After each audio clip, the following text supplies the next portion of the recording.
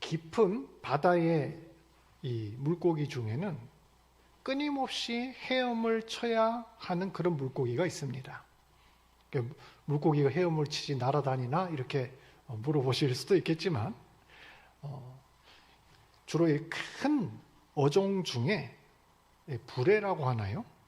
이 공기를 저장하는 주머니보다 몸집이 너무 크다 보니까 끊임없이 빠른 속도로 헤엄을 쳐서 이 아가미를 통해 산소를 계속 공급해야 숨을 쉴 수 있는 그런 물고기들이 있습니다. 만약에 이 물고기들이 그런 식으로 안 움직이면 한 자리에 머물러 있으면 질식해서 죽는다고 해요. 이 물고기가 어느 날 야, 나 오늘 헤엄 안 칠래. 오늘은 쉴래. 왜? 피곤하니까. 뭐 이런다고 가정을 합시다. 어떻게 될까요? 죽어요. 1시간도 지나지 않아 죽겠죠. 한 곳에 머물러 있고 계속 새로운 장소, 새로운 물을 공급하지 않으면 죽는다고 이야기를 해요. 요즘 이 시대는 참 새로운 뉴스, 새로운 정보가 진짜 홍수처럼 쏟아지는 시대입니다. 하루만 이 새로운 뉴스를 인터넷 또는 TV 등을 통해서 이렇게 공급받지 않으면 진짜 시대에 뒤처지는 낡은 사람이 되는 것 같습니다. 기술과 물건은 또 어때요? 저는 한번 물건을 사면은 그걸 잘 안 바꾸는 스타일이에요. 꽤 오래 씁니다. 제가 이 교회에 와서 핸드폰을 처음 바꿨어요. 갤럭시 S8을 처음 바꿨어요. 그거를 올해까지 썼어요. 그러니까 거의 한 7년 썼죠. 올해 제가 그 액정이 깨지고 막 핸드폰이 안 돌아가고 그래가지고 그 대리점 갔더니 아니 도대체 이런 걸 어떻게 쓰고 계세요? 막 그렇게 막 저한테 물어보더라고요. 예. 아무튼 요즘은 뭐 1년마다 2년마다 자꾸 새로운 기술이 개발이 돼요. 옷은 어때요? 옷. 재작년에 이 요맘때에 아이들 한창 입고 다녔던 옷이 있죠. 그 롱패딩. 요새 길거리에서 그거 본 적 있으세요? 지금 우리 집에도 아들내미 딸내미 하나씩 입고 있었는데 지금은 우리 사모가 입고 다닙니다. 안 입어요. 말은 어때요? 말. 제가 한때 아이들을 가르치는 그런 일을 했었어요. 학원에서 학원 강사를 했었는데 이 신세대, 젊은 세대의 아이들에게 좀 어필을 해보겠다 이러면서 유행어를 공부한 적이 있습니다. 참 그 자체가 참 그죠? 낡은 세대라는 거죠. 공부를 해야 되니까. 뭐 그때 공부했던 말들이 어떤 말들이냐? 당근이지, 하이루, 반가. 제가 지난주에 우리 함 집사님이 저를 저쪽 초등학교에 불러주셔서 특강을 했거든요. 거기서 아이들한테 얘들아 반가 하이루 이랬으면 어땠을 것 같아요?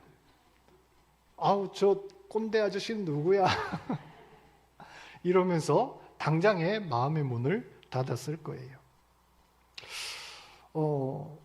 이처럼 말조차도 끊임없이 새로워지고 변하는 그런 세상이죠. 이처럼 끊임없이 새로워져야 되는 것은 물고기뿐만 아니라 유행뿐만 아니라 지식뿐만 아니라 우리 신앙에도 적용이 되는 원리입니다. 사도 바울은 빌립보서 3장 12절에서 자막을 띄워주세요. 내가 이미 얻었다 함도 아니요 온전히 이루었다 함도 아니라 오직 내가 그리스도 예수께 잡힌 바 된 그것을 잡으려고 달려가노라 하였습니다. 과거는 잊어버렸다. 날마다 앞에 있는 표대를 향해서 새로운 길을 간다 말하고 있죠. 고린도후서 5장 17절에는 누구든지 그리스도 안에 있으면 새로운 피조물이라 이전 것은 지나갔으니 보라 새 것이 되었도다 하였습니다. 성경은 하나님을 향해 우리 신앙이 날마다 새로워야 되고 아침마다 이 하나님의 새 은혜를 구해야 된다라고 이야기를 합니다. 우리의 신앙은 결코 과거 지향이 되어서는 안 됩니다. 마치 창고에 쌓인 물건을 하나씩 빼먹는 그런 신앙이 되어서는 안 되죠. 가끔 우리 주변에 이런 분들 계십니다. 왕년에 말이야, 나 때는 말이야. 요새 이렇게 말하면 뭐라고 해요? 그렇죠. 자꾸 나 때는 하지 마세요. 과거에 내가 놀라운 체험도 하고 봉사활동 열심히 하고 성경 공부 열심히 했는데 과거에 우리 교회에 청년들이 몇 명이고 성도 수가 몇 명이었는데 그래서 어쩌란 말입니까? 과거에 그렇게 열심히 하고 은혜도 많이 받고 신앙도 좋았는데 왜 지금은 그렇지 않습니까? 우리 믿음은 항상 과거보다 지금이 나아야 합니다. 그 이유는 우리가 날마다 앞으로 나아가는 그런 신앙을 가져야 하기 때문입니다. 자꾸 우리가 과거를 이야기하고 자꾸 옛날이 좋았는데 그 말을 하는 이유는 내가 앞으로 나가지 않아서 그렇습니다. 날마다 새로워지지 않았기 때문입니다. 하나님은 날마다 새로운 은혜를 주기를 원하시는데 우리가 그 은혜를 계속 받아 누리지 못해서 그렇다는 겁니다. 출애굽에서 하나님께서는 출애굽 광야 가운데 이스라엘 백성들한테 만나를 주십니다. 그런데 이 만나를 얼마만큼 주셨을까요? 딱 하루 먹을 치만큼만 공급해 주세요. 근데 만일 누가 만나를 내일 또 이거 모으느라고 귀찮으니까 미리 많이 쟁여놓으면 미리 많이 모아놓으면 거기서 냄새가 나고 썩어서 먹지 못하게 되었다. 성경은 기록합니다. 이것은 우리 신앙이 하나님으로부터 받아야 할 그 영적 은혜가 매일 새로워야 된다라는 것을 단적으로 보여줍니다. 오늘 우리는 늘 앞으로 나가는 신앙, 날마다 새로워지는 신앙에 대해서 한번 생각해 보려고 합니다. 오늘 본문의 주인공은 야곱이지요. 제가 지난주 설교, 지지난 설교 지금 계속 연속해서 야곱의 이야기를 시리즈로 지금 설교를 하고 있습니다. 야곱이 어떤 사람이었는가 한번 떠올려 봅시다. 야곱은 하나님의 축복과 은혜를 사모했던 사람이죠. 근데 그 사모함이 지나쳐서 아버지와 형을 속이고 사기를 쳐서 축복을 가로채 달아났습니다. 20년의 세월이 지나서 지금 다시 고향으로 돌아왔습니다.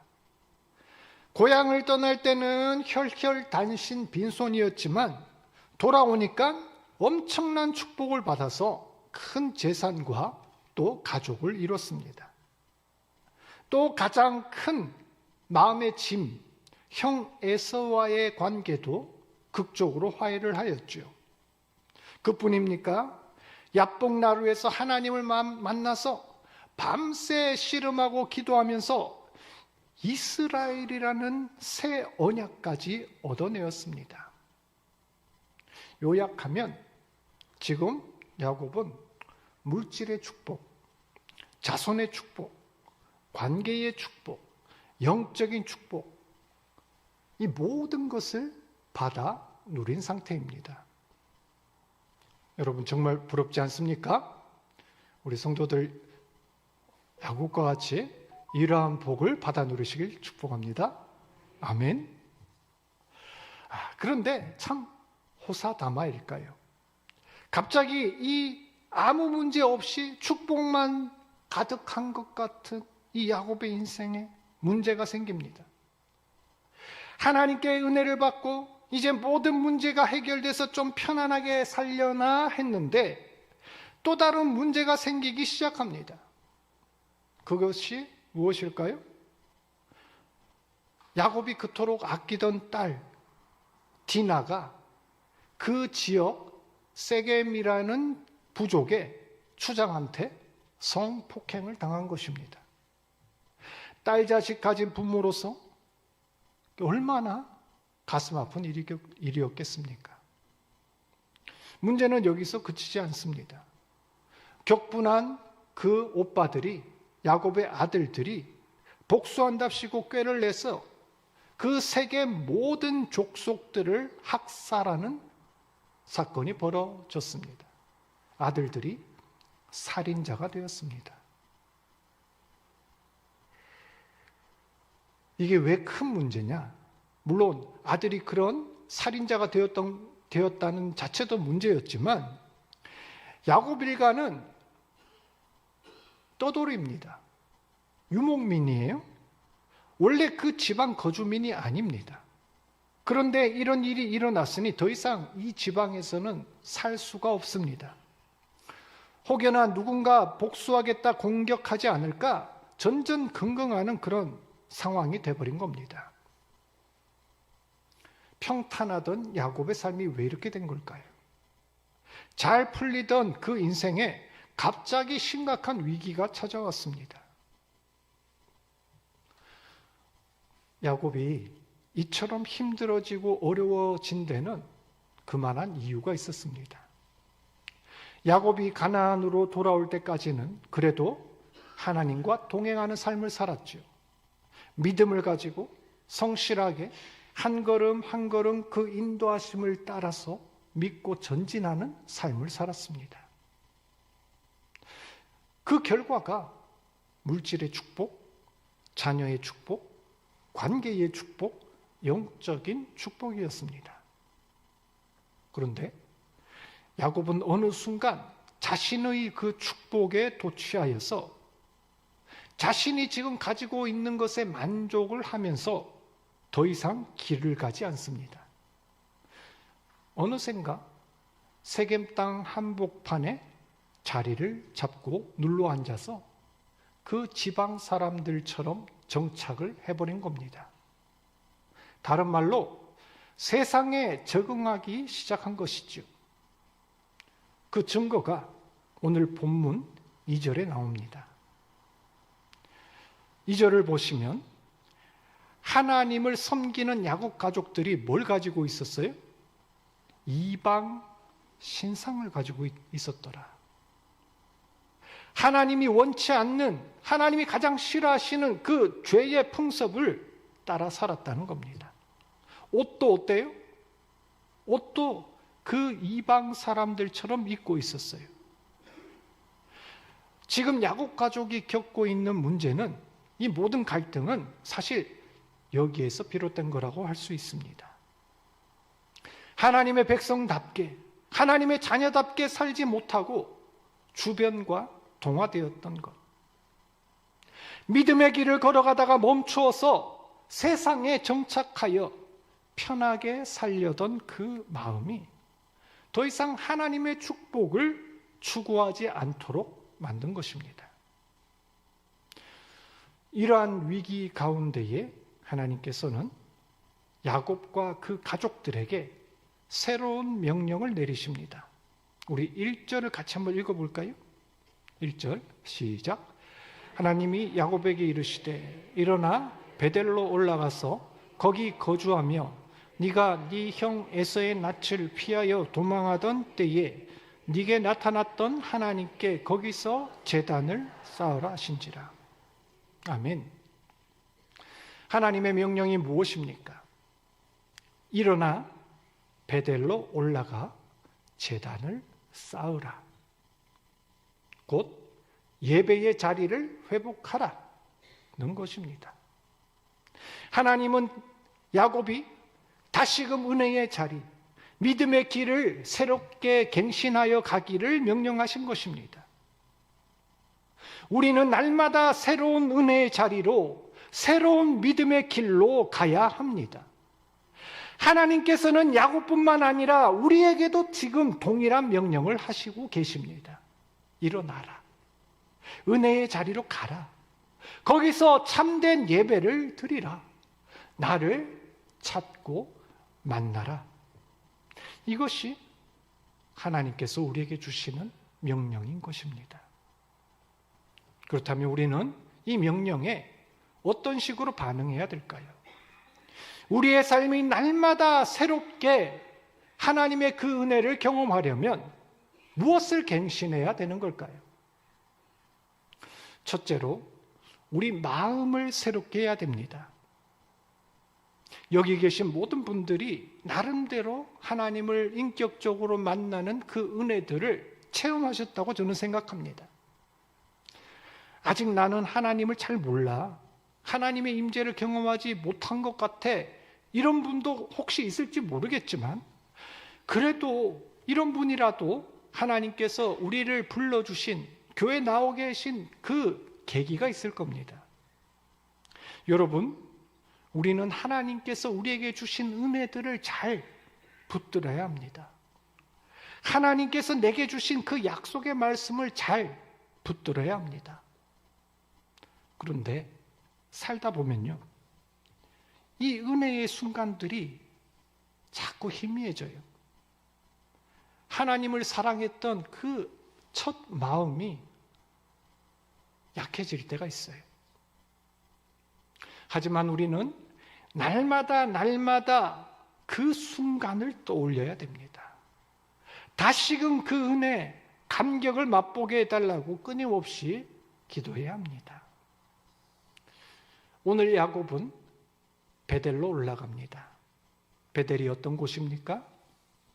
야곱이 형 에서의 위협으로부터 도망칠 때, 아무도 자신을 도울 사람이 없었고 힘들었던 그 시절에 돌베개 베고 자다가 하나님을 처음 만난 장소입니다.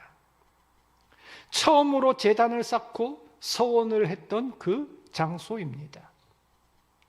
창세기 28장 20절 이하를 보면 야곱이 하나님께 한 가지 서원을 합니다.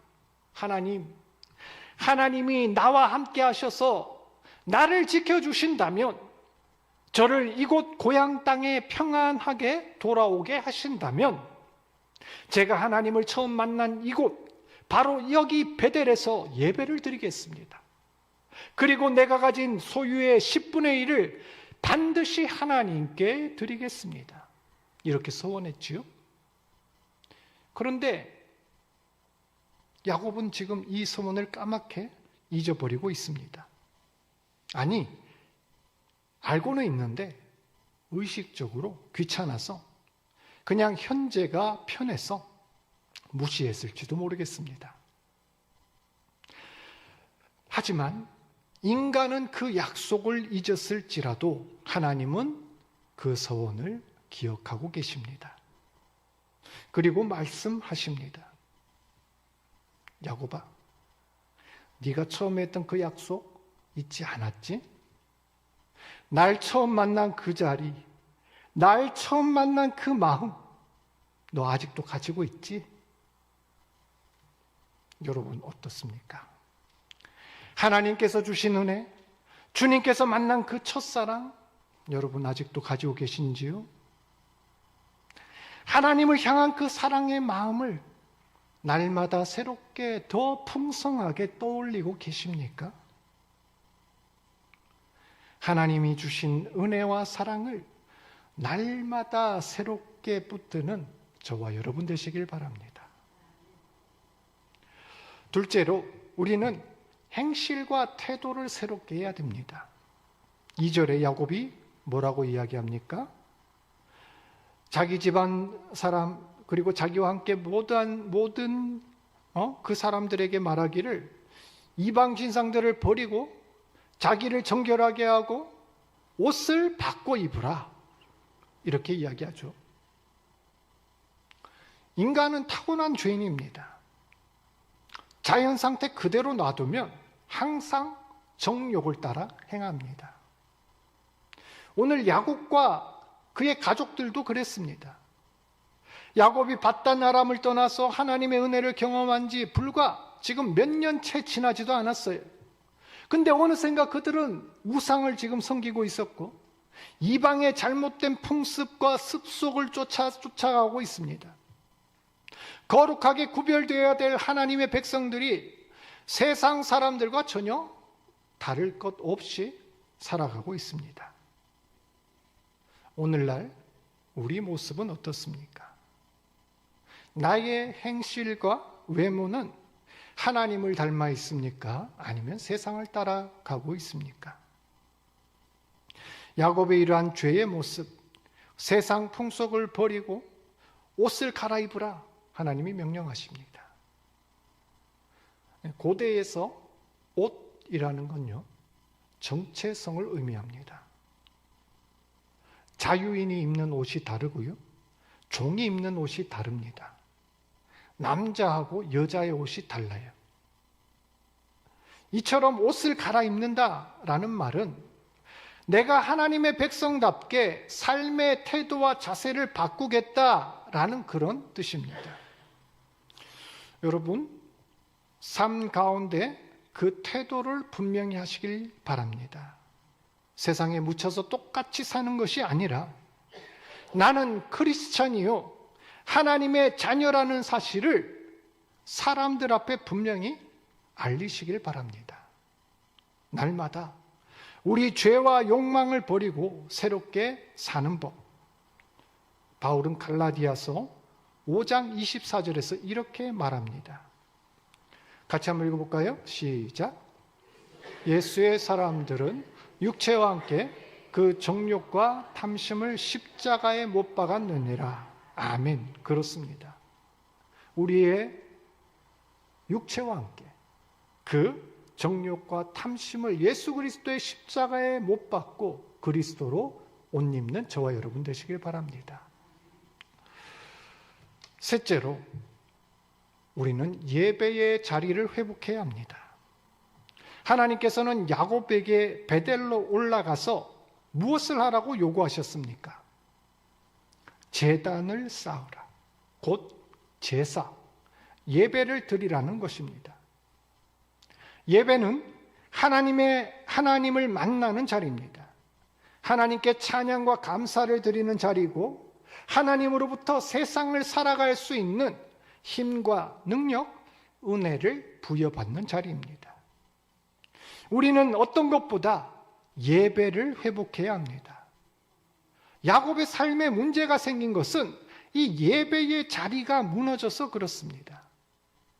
하나님께 올바로 예배를 드리지 못했기에 영적 문제, 육적 문제, 모든 것이 문제가 생긴 것이죠. 그렇다고 해서 야곱이 하나님을 잊어버리고 전혀 예배 드리지 않았나? 아니요. 오히려 야곱은요, 가는 곳마다 정기적으로 예배를 드렸어요. 한번 확인해 볼까요? 야곱이 에서를 만난 이후에 예배를 드렸는지 안 드렸는지 창세기 33장 18절부터 20절 보시면 야곱이 밧단 아람, 에서를 만났던 밧단 아람에서 평안히 가나안 땅 세겜 성읍에 이르러 장막을 치고요, 그 세겜의 족장 하몰의 아들들의 손에서 땅을 사요. 그리고 20절을 보니까 뭐라고요? 제단을 쌓았대요. 예배를 드렸대요. 그리고 이름조차 엘헬헤로이 이스라엘, 자기의 이름과 하나님의 이름을 붙여서 그럴듯하게, 이 뭘까요? 오늘날로 치면 예배당, 교회 지었다는 이야기죠. 자, 아무나 할 수 없는 일이죠. 그런데 문제는 이것이 하나님께서 원하시는 예배, 하나님이 원하시는 자리가 아니었다는 거예요. 하나님께서 지시하는 땅이 아니었죠. 야곱이 처음 하나님을 만나 서원한 곳, 그곳은 베델이었습니다. 야곱이 하나님을 만나 그 자리에서 예배를 드린 것이 아니라 내가 있는 자리, 내가 편한 자리, 주여 여기가 좋사오니, 이렇게 자기식대로 자기 중심적인 예배를 드렸던 겁니다. 여러분, 자기 중심이, 내가 중심이 되는 예배는 예배가 아닙니다. 다시 한번 말씀드립니다. 우리가 매주일 또는 매일 예배를 드리지만 그 예배가 내 방식대로, 내 생각대로, 나 중심으로 드리는 예배라면 그것은 진정한 예배가 아닐 수 있습니다. 예배란 나를 낮추고 하나님을 높이는 행위입니다. 하나님께서 무엇을 원하시는가? 나 주님의 기쁨 되기 원하네. 하나님의 기쁨을 찾으며 그 음성을 듣고자 애쓰는 것이 예배입니다. 성경에서 자기 중심의 예배, 인본주의적인 예배, 내 마음대로 드리는 예배를 뭐라고 하는지 아십니까? 우상 숭배라고 합니다. 그렇기 때문에 구약에서는 철저히 하나님께서 규정하신 제사의 규례가 있었던 것이죠. 성도 여러분, 우리는 참된 예배자입니까? 내 마음대로, 내 뜻대로 하는 그런 신앙생활이 아니라 우리의 온 마음과 힘을 다해 하나님을 높이고 그분을 찾기를 애쓰고 있습니까? 오늘 우리는 우리의 신앙이 날마다 새로워져야 되고 끊임없이 새로운 은혜를 구해야 함을 성경을 통해서 알 수 있었습니다. 그러기 위해서는 하나님을 향한 우리의 첫사랑, 우리 마음이 새로워야 하고, 둘째로 우리 행실과 태도가 새로워져야 하며, 마지막으로 나의 예배의 자리가 새로워져야 함을 알았습니다. 여기 이 자리에 계신 모든 성도님들께서 이 말씀처럼 날마다 새로워지는 그러한 신앙 갖기를 주의 이름으로 축복합니다.